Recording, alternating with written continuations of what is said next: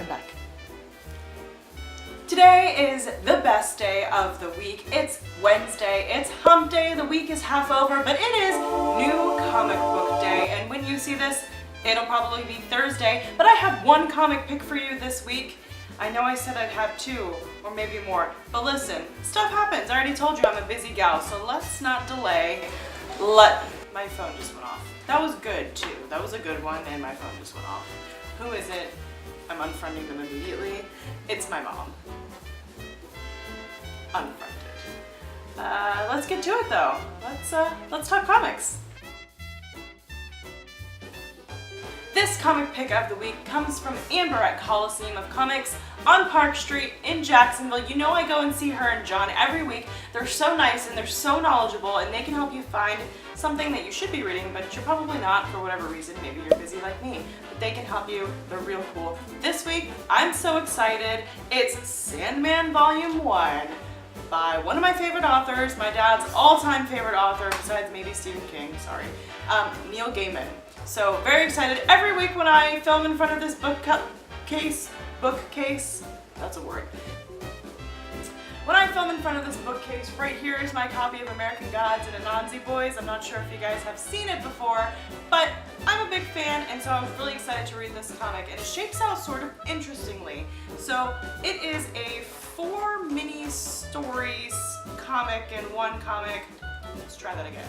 There are 4 mini stories within this one comic because it's setting up for 4 different story arcs. But the common thread is carried through by a crow, and he talks.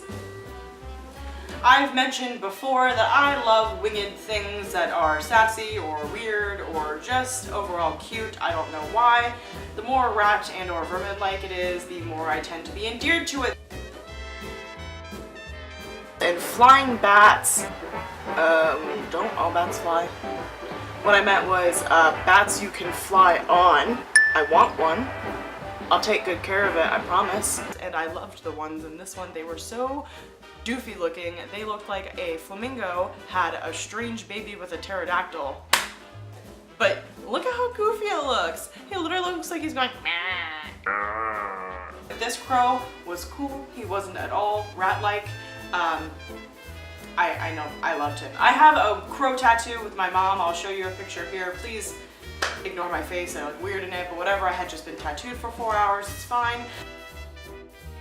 But this comic was really cool, and I was trying to explain it to my coworkers why it's so awesome to be reading a comic written by somebody who is also a novelist. If you've read any novels by Neil Gaiman and you're like me, you're just often gobsmacked because things are just written so eloquently, and I can't say enough. Honestly, this is just going to become like some sort of literature gushing thing, and you're here for a comic review.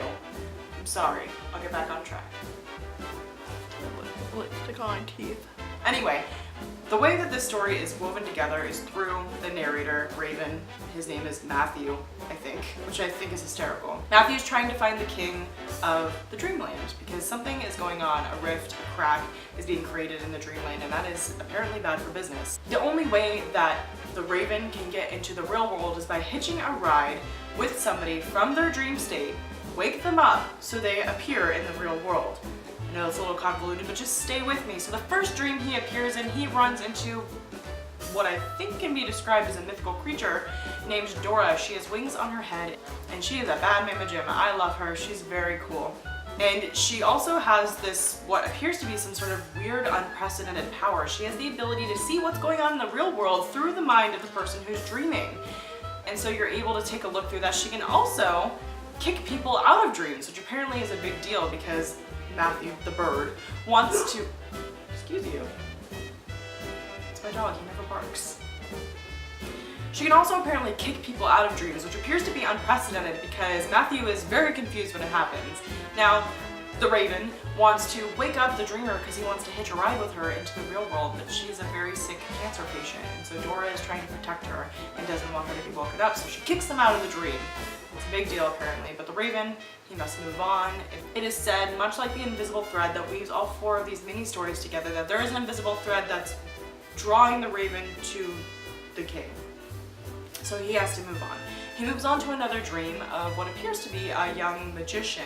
Now you can tell that the magician is sort of just at the beginning of his magic life, and it begins with a bang, and by a bang I mean a bloody murder. So, you know, again, Matthew can't stay for too long to see what's going on, but it appears that the magician is being led away by somebody who has some questionable morals. Okay. Then, as Matthew's flying, he flies from the UK all the way down to Louisiana, where it appears that there is some voodoo magic going on. Now, you sort of get to voyeuristically watch this little interaction between a family, an older sister, the older sister's new girlfriend, and the younger sisters who are just having a sort of family tiff. And it looks like a talisman, that's probably not the right word, but some sort of trinket is gifted to the younger sisters, but gets tossed into the water out of anger, as you do when your sister's girlfriend gives you stuff. And it turns into the Crocodile King. The Crocodile King runs into another protector of voodoo magic families, and they sort of have a discussion about who protects who, and sort of the importance of magic and the importance of protecting women, and you know where these stories are going. And it's definitely going to be steeped in some sort of the voodoo magic culture, which I think is very interesting. But again, Matthew must go. It appears that Lucifer is missing. Matthew is led to a place where crows have been trapped and sacrificed by Lucifer in an attempt to find the mother of his child, who is hiding using some sort of magic. But the root of this problem is that Lucifer is missing, and sort of the teaser for this arc of the story is that Lucifer is trapped in some place where people are using him for their own ends, much in the way he did to the Raven. And there's just this little part in there that I swear it reads like poetry.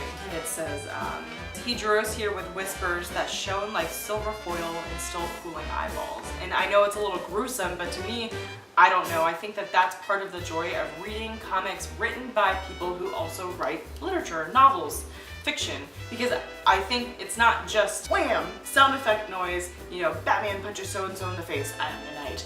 And I don't mean to discredit Batman, I like Batman, but I just think that reading this is so much like reading a good book. It's like reading poetry, and it really sort of spoke to me in that way. But that's the arc of that one. They're looking for Lucifer and something's gone down. So the 4 spin-off sort of series you'll see in this Sandman universe will be the Sandman Universe, The Dreaming, which is about the dreaming realm where the crack is. You have Dora and the dreams. And the second one is the Sandman Universe Books of Magic, and that is about that young magician. His name is Tim Hunter, and he appears to be an adolescent, and sort of the teaser is that he's going to either be the best magician or the most destructive one that has ever lived. And then the third one is the Sandman Universe House of Whispers, and that is the one that dealt with the family and the voodoo culture, so that is really interesting there, and those sort of voodoo deities that are not necessarily very familiar to me, and certainly not as familiar as, you know, like Greek gods and stuff like that, so I think it's really, really interesting. And then the last one is the Sandman Universe Lucifer, and that's the one where Lucifer is missing and they're looking for him. So this comic ends saying the king may have quit. I didn't know when you were the king of something you could just quit. Could you imagine if like the Queen of England was just like, nah. And you can pick up all 4 of those comics. They'll be coming out in tandem with one another, and you'll be able to keep up with what's going on in the Sandman universe. But this is the universe that you know and love if you are a Sandman fan, or if you've been reading the Sandman comics ever, if you follow it. But it's definitely going to branch off into new places. So I think it's going to bring a whole new readership into the Sandman universe, which I think is so cool. And I guess it's mostly because my dad, here's a picture of him and me, you know, really wanted me to read these comics growing up and would gift me Sandman books and Neil Gaiman books, and so for me it holds a special place in my heart. And so I think it's really cool that they're creating this new-ish universe, this universe that's going in new directions, because it's going to get more people to read it, and maybe someday somebody else's dad will gift them Neil Gaiman books and they'll grow up reading it, and then they'll, you know, Neil Gaimanception, I guess. Sandman Universe #1 is my comic pick of the week. Perhaps I will have more than one for you next time, but until then, I'll see you next Thursday. My neighbor's outside swimming and I really want to swim with her. I'm really good friends with my neighbor who I think is in her 70s. She lives across the way from me. She used to watch my dog and we swim a lot together. Here's a picture of us. Anyway,